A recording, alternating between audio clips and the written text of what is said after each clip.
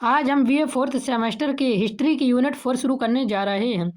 इस यूनिट में हम नेपोलियन बोनापार्ट के बारे में पढ़ेंगे, उसके रिफॉर्म्स अर्थात उसके सुधार के बारे में, कॉन्टिनेंटल सिस्टम महाद्वीपीय व्यवस्था के बारे में और उसकी फॉरेन पॉलिसी अर्थात नेपोलियन की विदेश नीति के बारे में हम इस क्लास में जानेंगे। याद रखिए यह क्लास थ्योरीज और एमसीक्यूज दोनों प्रकार के पेपर के लिए तैयार की गई है। चाहे आपका पेपर थ्योरी का हो या एमसीक्यूज का हो, यह क्लास तैयार करने के बाद आप 100% स्कोर कर पाएंगे। सबसे महत्वपूर्ण बात यह है कि यह सिलेबस लगभग सभी यूनिवर्सिटीज़ के लिए उपयोगी है। अगर आप ये यूनिट्स अच्छी तरीके से पढ़ लेते हैं तो आप एक भी क्वेश्चन नहीं छूटेंगे, और मैंने इसे इस तरीके से तैयार किया है कि एक भी प्रश्न टॉपिक से बाहर ना जाए। तो चलिए बिना देरी के शुरू करते हैं। नेपोलियन बोनापार्ट, नेपोलियन का जन्म और प्रारंभिक जीवन देखते हैं। 18वीं शताब्दी के अंत में यूरोप की राजनीति में एक ऐसा व्यक्ति उभरा जिसने न केवल फ्रांस बल्कि पूरी यूरोप के इतिहास को गहराई से प्रभावित किया। यह व्यक्ति नेपोलियन बोनापार्ट था। वह अपनी असाधारण सैन्य प्रतिभा, प्रशासनिक सुधारों और महत्वाकांक्षी विदेशी नीति के कारण विश्व इतिहास में सबसे प्रसिद्ध शासकों में से एक बना। महत्वाकांक्षी का मतलब होता है जो बहुत ही आकांक्षाएं रखे, कि मतलब मैं यहाँ पे भी कब्जे कर लूँगा, वहाँ पे भी कब्जे कर लूँगा, बहुत सारी जिसकी आकांक्षाएं, उसे महत्वाकांक्षी कहते हैं। नेपोलियन बोनापार्ट का जन्म 15 अगस्त 1769 में फ्रांस के कोर्सिका द्वीप में हुआ था। तो इनका जन्म याद रखना कब हुआ था, तो 15 अगस्त 1769 में हुआ था। कहाँ हुआ था, तो फ्रांस के कोर्सिका में हुआ था। इनके पिता का नाम कार्लो बोनापार्ट था और माता का नाम लेटिजिया बोनापार्ट था। बचपन से ही नेपोलियन बुद्धिमान और महत्वाकांक्षी था। उसने फ्रांस के सैन्य विद्यालयों में शिक्षा प्राप्त की और बहुत कम उम्र में ही सेना में अधिकारी बन गया। आगे चलकर उसने अपनी सैन्य प्रतिभा के बल पर फ्रांस की सेना में तेजी से प्रसिद्धि प्राप्त कर ली। अब आगे देखिए दिया हुआ है, नेपोलियन बोनापार्ट का जन्म कब और कहाँ हुआ। ये एमसीक्यूज बार बार पूछा गया है। 1765 में पेरिस में हुआ, 1769 में कोर्सिका में हुआ, 1775 में लियोन में हुआ, या 1789 में मार्सिले में हुआ। ये क्वेश्चन बार बार पूछा गया है, तो इसलिए मैंने यहाँ एमसीक्यूज ये लिया हुआ है। प्रत्येक थ्योरी की बात लूँगा, जो कि ज़्यादा से ज़्यादा बार रिपीट हुआ होगा वही एमसीक्यूज मैं लूँगा। सत्ता प्राप्ति, नेपोलियन बोनापार्ट सत्ता कैसे प्राप्त करता है। फ्रांसीसी क्रांति के बाद फ्रांस में डायरेक्टरी नामक शासन व्यवस्था स्थापित हुई थी, लेकिन यह शासन भ्रष्ट और कमजोर साबित हुआ। देश में राजनीतिक अस्थिरता और आर्थिक संकट लगातार बढ़ रहे थे। तो फ्रांसीसी क्रांति के बाद फ्रांस में कौन सी शासन व्यवस्था स्थापित हुई थी, तो याद रखना डायरेक्टरी नामक शासन व्यवस्था स्थापित हुई थी। और देश में इसमें शासन भ्रष्ट और कमजोर हो गया था, इसलिए राजनीतिक अस्थिरता और आर्थिक संकट लगातार बढ़ रहे थे। ऐसी स्थिति में जनता को एक मजबूत नेता की आवश्यकता महसूस होने लगी। इस परिस्थिति का लाभ उठाकर नेपोलियन ने 1799 में, याद रखना 1799 में ब्रूमेयर तख्ता पलट किया और सत्ता पर अधिकार कर लिया। इसके बाद फ्रांस में कौंसल शासन स्थापित किया गया। तो 1799 में ब्रूअर तख्ता पलट के बाद क्या कहते हैं, बोनापार्ट ने कौन सा शासन स्थापित किया, तो कौंसल शासन स्थापित किया और नेपोलियन प्रथम कौंसल बन गया। वास्तव में सत्ता उसके हाथों में केंद्रित हो गई थी। अब यहाँ से जो बार बार एमसीक्यूज पूछा गया है वो देखिए, नेपोलियन ने सत्ता कब प्राप्त की और 1799 घटना को क्या कहा जाता है। ये क्वेश्चन बार बार आया हुआ है, याद रखना। इस बार भी आने के चांस हो सकते हैं, ये खैर इस बार कम आएंगे मुझे लगता है। सम्राट बनना, सत्ता पर पूर्ण नियंत्रण स्थापित करने के बाद नेपोलियन ने अपने प्रभाव को और अधिक बढ़ाया। उसने फ्रांस की राजनीति, सेना और प्रशासन को अपने नियंत्रण में कर लिया। अंततः 1804 में उसने स्वयं को फ्रांस का सम्राट घोषित कर दिया। तो याद रखना, नेपोलियन ने अपने आप फ्रांस का सम्राट कब घोषित किया, तो 1804 में घोषित किया था। इस प्रकार फ्रांस में एक शक्तिशाली केंद्रीकृत शासन स्थापित हुआ। यद्यपि यह शासन कुछ हद तक तानाशाही था, फिर भी नेपोलियन ने देश को स्थिरता और संगठन प्रदान किया। तो यहाँ याद रखना, इसका शासनकाल कैसा था, तो तानाशाही वाला शासनकाल था।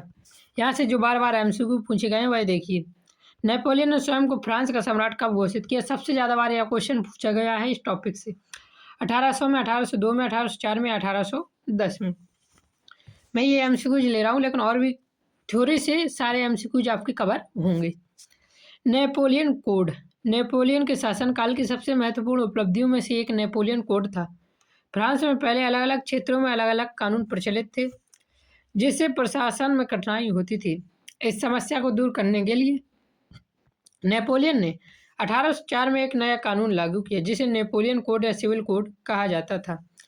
तो नेपोलियन कोड को अन्य किस नाम से जाना जाता है? तो याद रखना, सिविल कोड के नाम से जाना जाता है। यह कब लागू हुआ? तो 1804 में लागू हुआ था। इस कानून का मुख्य उद्देश्य कानून के सामने सभी नागरिकों को समान बनाना था। इसके द्वारा सामंती विशेषाधिकार समाप्त किए गए और नागरिक अधिकारों को मान्यता दी गई। यह कानून इतना प्रभावशाली था कि बाद में इसका प्रभाव पूरे यूरोप में फैल गया। तो नेपोलियन कोड कब लागू किया गया? ये क्वेश्चन बार बार पूछा जाता है आपके पेपर में, तो याद रखना कब लागू किया गया। 1801 में, 1802 में, 1804 में, 1806 में। कमेंट में भी जरूर बताएं। जब आप बार बार लिखते हैं तो याद होता जाता है। पहला, नेपोलियन कोड को किस नाम से भी जाना जाता है? तो नेपोलियन कोड को और किस नाम से जाना जाता है? सिविल कोड से, पेनल कोड से, ट्रेड कोड से या रॉयल कोड से? ये भी आप हमें कमेंट में बता सकते हैं। सारे एमसीक्यू के स्क्रीनशॉट ले लेना, या पीडीएफ के लिए आप हमारी पहली वीडियो देख सकते हैं, आपको कैसे पीडीएफ मिलेंगे। प्रशासनिक सुधार। नेपोलियन ने फ्रांस की प्रशासनिक व्यवस्था को अत्यंत संगठित और केंद्रीकृत बनाया। उसने देश को कई प्रशासनिक इकाइयों में विभाजित किया, जिन्हें विभाग या डिपार्टमेंट्स कहते हैं। प्रत्येक विभाग का प्रमुख प्रीफेक्ट होता था। तो याद रखना, नेपोलियन ने जो विभाग बनाया था उसका प्रमुख कौन होता था? तो प्रीफेक्ट होता था। ये क्वेश्चन मुझे लगता है बहुत बार आया है और इस बार शायद आ सकता है। अगर 4 यूनिवर्सिटीज़ में पेपर होगा तो 2 यूनिवर्सिटीज़ में ये क्वेश्चन मुझे लगता है पूछा जा सकता है। यह प्रशासनिक व्यवस्था पूरी तरह केंद्रीकृत थी और सभी अधिकारी सीधे सरकार के अधीन कार्य करते थे। इससे शासन व्यवस्था अधिक प्रभावी और नियंत्रित बन गई। क्वेश्चन देखिए यहाँ से, जो सबसे ज़्यादा बार पूछा गया है, फ्रांस के प्रशासनिक विभागों को के प्रमुख को क्या कहा जाता था? तो गवर्नर, प्रीफेक्ट या मिनिस्टर या चांसलर। इसका सही आंसर कमेंट में जरूर बताएं। आपका 1 नंबर यहाँ से देख लीजिए, पक्का हो जाएगा। आर्थिक सुधार। नेपोलियन ने क्या आर्थिक सुधार किए, इसके बारे में अब देखते हैं।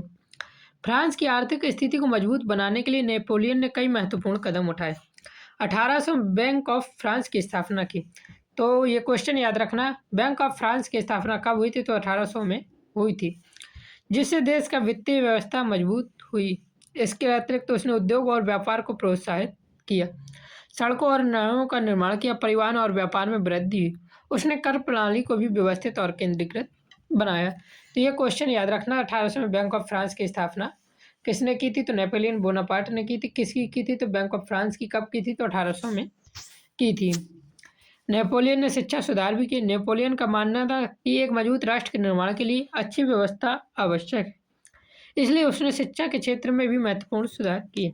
उस समय के लोगों को मालूम था और आज की सरकार मंदिर और मस्जिद बनाने में लगी। उसने लाइसी नामक माध्यमिक विद्यालयों की स्थापना की और शिक्षा व्यवस्था को राज्य के नियंत्रण में रखा। इससे शिक्षा प्रणाली अधिक संगठित और प्रभावी बन गई।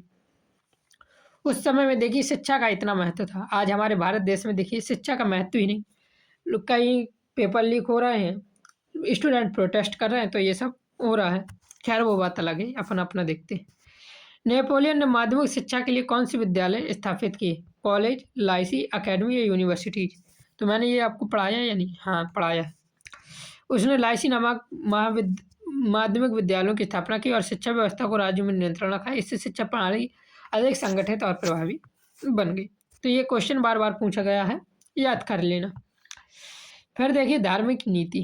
धार्मिक नीति क्या है? फ्रांसीसी क्रांति के दौरान चर्च और राज्य के बीच गंभीर संघर्ष उत्पन्न हो गया। इस समस्या को हल करने के लिए नेपोलियन ने 1801 में पोप के साथ कॉनकॉर्डेट नामक संधि की।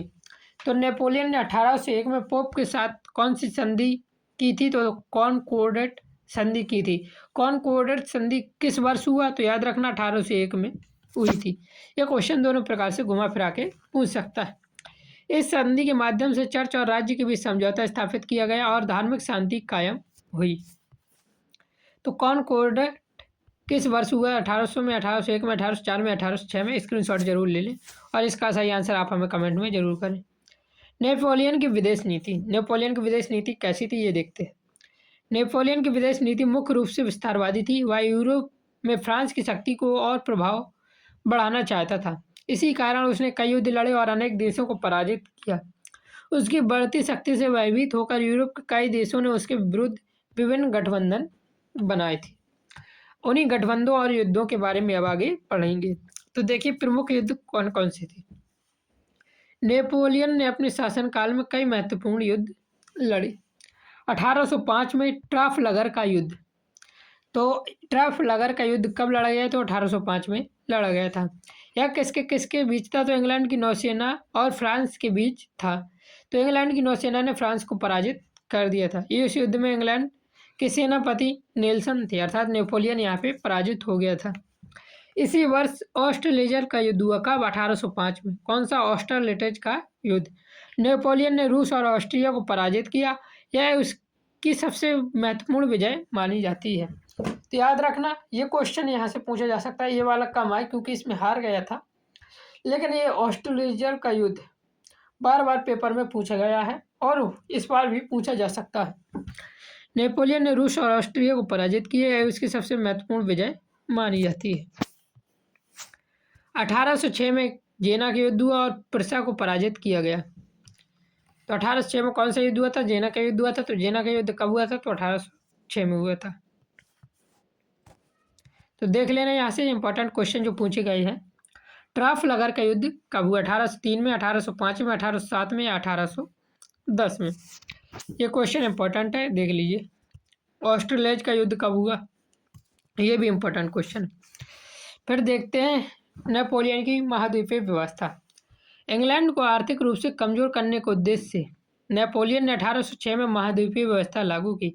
इस नीति के अनुसार यूरोप के देशों को इंग्लैंड के साथ व्यापार करने से रोक दिया गया। इंग्लैंड की आर्थिक स्थिति कमजोर हो जाए, इसलिए नेपोलियन ने महाद्वीपीय व्यवस्था 1806 में लागू की। इस नीति के अनुसार क्या था? यूरोप के देशों को इंग्लैंड के साथ व्यापार करने से रोक दिया गया था। इसकी घोषणा बर्लिन आदेश द्वारा की गई थी। तो महाद्वीपीय व्यवस्था की घोषणा किस आदेश द्वारा की गई थी? तो बर्लिन आदेश 1806 में की गई थी और बाद में इसे मिलान आदेश द्वारा और कठोर बनाया गया। मिलान आदेश कब आया था? तो 1807 में आया था। हालांकि यह नीति फ्रांस के लिए भी हानिकारक सिद्ध हुई। फिर आता कॉन्टिनेंटल सिस्टम।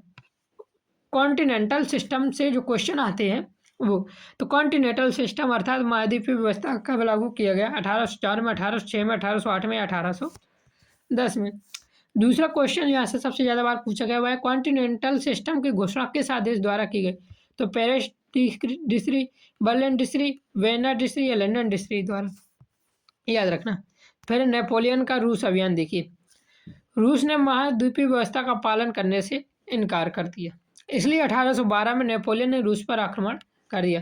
तो नेपोलियन ने रूस पर कब आक्रमण किया था? तो 1812 में किया था, लेकिन रूस की कठोर सर्दी और कठिन परिस्थितियों के कारण उसकी सेना को भारी नुकसान उठाना पड़ा और उसके पीछे हटना पड़ा था। तो रूस अभियान में क्या हुआ था? रूस अभियान में नेपोलियन पीछे हट गया था। कब हुआ था रूस अभियान? 1812 में हुआ था। क्यों हुआ था? क्योंकि रूस ने महाद्वीपीय व्यवस्था का पालन करने से इनकार कर दिया था। फिर आता है लिप्जिक का युद्ध। 1813 में लिप्जिक का युद्ध हुआ, जिसे राष्ट्रों का युद्ध कहा जाता है। इस युद्ध में नेपोलियन को यूरोप के संयुक्त सेनाओं के सामने पराजय का सामना करने पड़ा। तो 1813 में लिप्जिक का युद्ध नेपोलियन ने लड़ा था। यह राष्ट्रों का युद्ध कहा जाता है। लिप्जिक का युद्ध और अन्य किस नाम से जाना जाता है? तो याद रखना, राष्ट्रों का युद्ध के नाम से जाना जाता है। इस युद्ध में नेपोलियन यूरोप की संयुक्त सेनाओं के सामने पराजित हो गया। यहाँ से निर्वासन और वापसी होती है। लिप्जिक की हार के बाद नेपोलियन को एल्बा द्वीप पर निर्वासित कर दिया गया। तो याद रखना ये क्वेश्चन, लिप्जिक की हार के बाद नेपोलियन को कहाँ निर्वासित किया गया? तो एल्बा द्वीप में किया गया। लेकिन 1815 में वह वहाँ से भागकर फ्रांस लौट आया और लगभग 100 दिनों तक फिर से शासन किया। इस अवधि को 100 डेज के नाम से भी जाना जाता है। इसके बाद यह फिर से एक युद्ध लड़ता है जिसे वाटरलू का युद्ध कहते हैं। 1815 में नेपोलियन की अंतिम हार 1815 के वाटरलू युद्ध में हुई। इस युद्ध में ब्रिटेन के सेनापति वेलिंगटन और प्रुसिया के सेनापति ब्लूसन ने उसे पराजित कर दिया। तो किसने किसने पराजित किया था वाटरलू के युद्ध में? तो सेनापति वेलिंगटन और प्रुसिया के सेनापति ब्लूसन ने नेपोलियन को पराजित कर दिया था। इसके बाद उसे सेंट हेलेना द्वीप पर निर्वासित कर दिया गया, जहाँ 1821 में उसकी क्या हो गई? मृत्यु हो गई थी।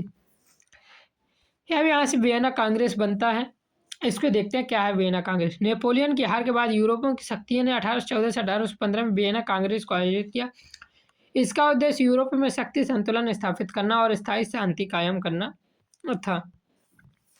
नेपोलियन का ऐतिहासिक महत्व। नेपोलियन के इतिहास में अत्यंत महत्वपूर्ण स्थान है और आधुनिक यूरोप के निर्माण में महत्वपूर्ण योगदान भी नेपोलियन का है। उसकी नीतियों के कारण यूरोप में राष्ट्रवाद की भावना का विकास हुआ।